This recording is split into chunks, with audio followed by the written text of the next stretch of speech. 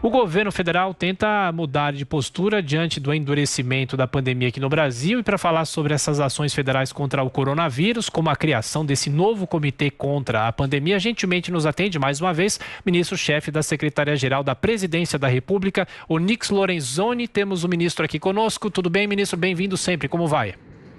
Bom dia. É uma satisfação conversar com vocês, com todos os ouvintes e poder fazer todos os esclarecimentos que a Jovem Pan deseja para melhor informar os seus ouvintes. Perfeito. Ministro, como é que o senhor avalia essa análise que há uma mudança de postura no governo com a criação desse comitê, por favor?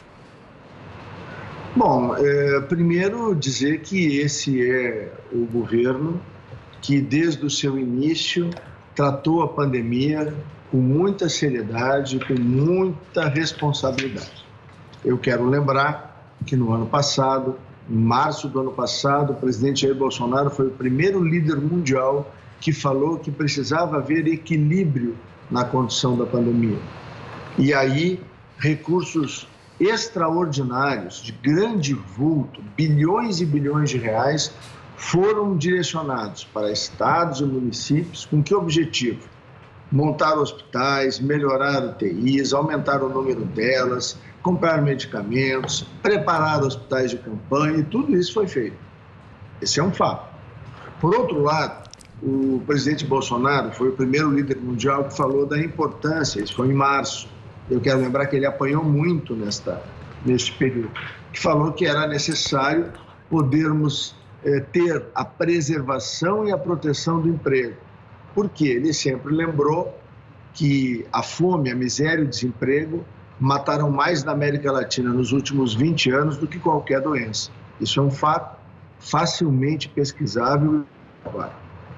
Por outro lado, além de toda a conduta que foi feita, né?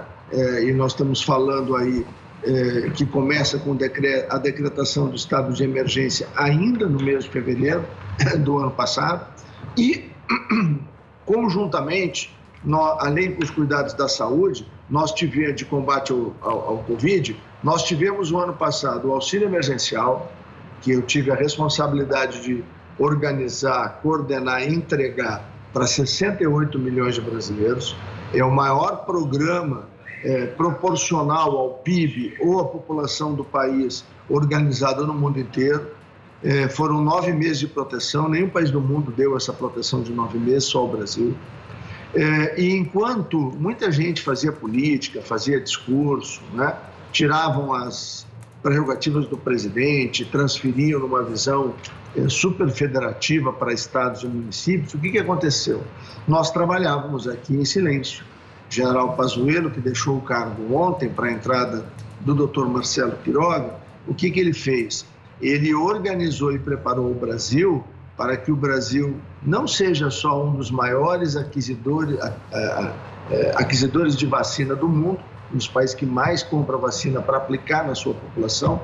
Nós já temos mais de 530 milhões de doses já contratadas, então muito mais do que a população brasileira. E nós temos um outro fato muito importante. Dentro de talvez 1 ou 2 meses, o Brasil passa a ser um produtor completo de vacina, desde a célula-mãe, passando pelo IFA, chegando no frasco de vacina, na aplicação na ponta. Por quê? Compreensão do general Pazuello, de que não adianta o Brasil estar imunizado se a América Latina não estivesse também vacinada. Então, o fato do Brasil se transformar num produtor de vacina com mais 6 países do mundo, e quem são esses 6? É a China, é a Índia, é a Rússia, é a Inglaterra, são os Estados Unidos e a Coreia do Sul. São os países que, junto com o Brasil, que é o 7º, dentro de 1 mês ou 2, serão produtores de vacina. Então, isso vai nos dar uma independência e uma condição importantíssima. Podem haver as variações, podem haver as composições virais que forem, o Brasil isola essa variação, leva para o seu parque fabril e o Brasil passa a ter a vacina daquele momento. Então, tudo isso demonstra o cuidado e atenção que o governo teve. Pergunta agora de Brasília, José Maria Trindade. Zé Maria. Salve, muito bom dia, ministro. Um prazer falar com o senhor aqui na Jovem Pan. Ministro, horas depois, a gente achava que estava tudo certinho ali, horas depois desse encontro no Palácio da Alvorada, que eu reputo da maior importância, o presidente da Câmara, Arthur Lira, foi foi à mesa diretora, leu um discurso que é, assim, ele mesmo considera como sinal amarelo para o governo. E lá ele fala em remédio amargo, fatal. Como esse discurso do presidente da Câmara, ministro, foi interpretado pelo senhor e pelo Palácio do Planalto? Bom, primeiro a gente tem que ter claro, né, que nós lutamos aqui não apenas contra a pandemia, nós lutamos contra o desemprego da população brasileira e nós lutamos contra as narrativas mentirosas, né? Nós temos hoje no Brasil, por conta de uma decisão que foi tomada lá no início pelo Supremo Tribunal Federal, a constituição de mini-reinos. Cada estado, cada unidade federada, uma prefeitura, se transformou num pequeno reino. E muitas vezes nós temos reis sábios e nós temos reis autoritários, déspotas, que imaginam que vão combater o vírus combatendo o trabalho das pessoas, combatendo o sustento das famílias, combatendo o alimento das pessoas. Eu considero todos eles muito tolos. Por quê? Porque não são inteligentes.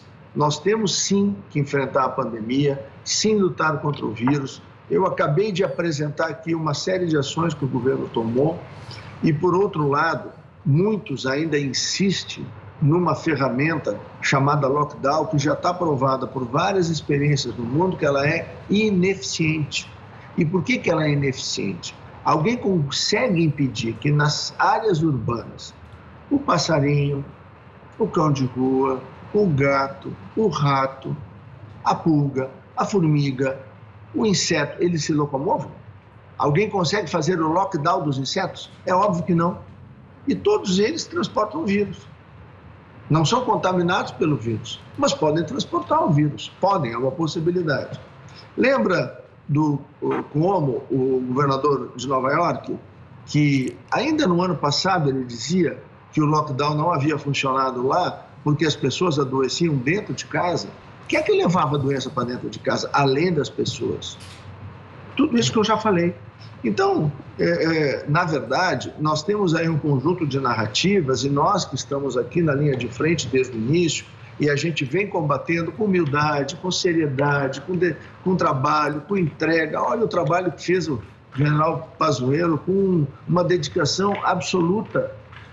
Dentro de um mês, o Brasil estará ombreado entre as 5 maiores nações que mais vacinam, em números absolutos. Nós também caminhamos para, em números relativos, dentro de 1 ou 2 meses, ser um dos países que melhor e mais vacina no mundo. E o que é melhor, nós seremos um produtor de vacina. Eu volto a insistir. Por que isso é importante? Num vírus que ninguém sabe de onde saiu, só sabe que foi da China, mas foi de um laboratório? Era uma pesquisa com outros objetivos que não apenas o controle de uma doença vírica? Não sei, ninguém sabe. Agora, esse vírus muta muito facilmente, ele se traveste de outras condições com muita facilidade. Então, um país do tamanho do Brasil, com a ciência que o Brasil tem, nós termos sido capazes de poder equipar uma estrutura brasileira para que ela possa ser produtora de vacina 100%, isso é algo extraordinário. Quantos dos países europeus fizeram isso? Ministro, agora... respondam. Nenhum. Agora, o Brasil do Bolsonaro fez. Então, as narrativas que são disruptivas, são sempre no sentido negativo, é claro, isso bate no parlamento brasileiro. E, claro, cabe ao presidente do parlamento brasileiro expressar aquilo que ele percebe daqueles que vão lá na sua base eleitoral, que se contaminam por uma narração criminosa de muitos órgãos de imprensa do Brasil, das ações criminosas de muitos aparentes líderes que destroem empregos, ora prendem pessoas, arrancam um carrinho de ambulante, o cara está ali para sustentar a sua família. O que isso vai mudar no tratamento do vírus? Arrancam bancos de praça, como um malfadado ex-prefeito de Porto Alegre fez. Ministro. Então, e graças a Deus foi derrotado na última eleição. Então, são estas as coisas. Aí é bom o chefe do poder legislativo da Câmara, ele tem todo o direito de fazer uma manifestação mais contundente, ele tem todo o direito de fazer um alerta. E nós temos que ter paciência, couro duro e sabedoria de poder compreender e entender o que está sendo dito. O nosso isso tempo... que nós estamos fazendo. Ministro, nosso tempo já está se esgotando. Passo a palavra para o Rodrigo Constantino para a última pergunta. Constantino.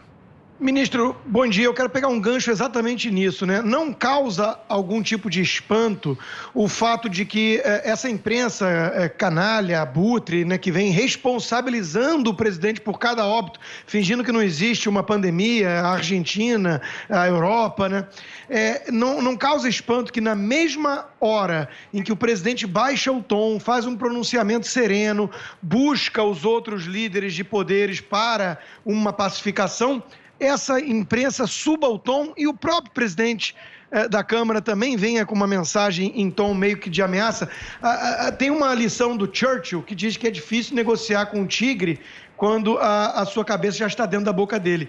Ministro, o senhor participou de articulação nesse governo. Acha que os inimigos do Bolsonaro estão farejando fraqueza? Não, eu acho que se busca sempre uma oportunidade para desgastar o governo, né? Vejam, a alternativa de toda essa imprensa esquerdista que tem no Brasil e de toda a parte podre que se relacionou com o poder executivo nos últimos anos, toda a estrutura de poder econômico brasileiro que se beneficiou das roubalheiras do Lula, passa a ver o Lula como salvador da pátria? Um assaltante, um bandido, um corrupto, um homem que destruiu as empresas brasileiras, que destruiu o Estado brasileiro, que emprestou 17 bilhões de dólares do Brasil para republiquetas latino-americanas e africanas através das ações da Odebrecht e outras companhias para desviar dinheiro público, enriquecimento da própria família, enriquecimento do partido e dar continuidade a um sonho maluco de construir a pátria grande na América Latina e na África, ou seja, fazer o socialismo renascer no mundo. Esta alternativa, então, toda essa narrativa torta que vem aí é isso. Quer dizer, para que a 13ª Vara de Curitiba foi construída?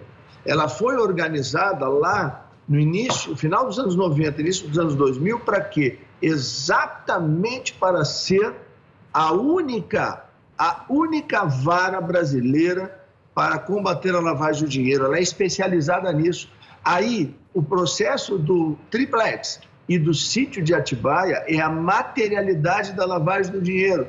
E aí vem um juiz de matriz ideológica clara, que é um esquerdista contumaz e reconhecido, ele nega o que o Poder Judiciário construiu antes dele estar aqui. Então, qual é a vara que é competente? Não é a cidade de Curitiba. A 13ª foi a única vara e até hoje é a única existente no país especializada em lavagem de dinheiro. A operação Sítio de Atibaia e o triplex é o quê? Que crime é? Lavagem de dinheiro. Aí, então, lá não é competente? Pelo amor de Deus, né? Está tudo errado. Ministro da Secretaria-Geral da Presidência da República, Onyx Lorenzoni, mais uma vez, ministro, obrigado pela atenção, pela gentileza, bom trabalho. Obrigado.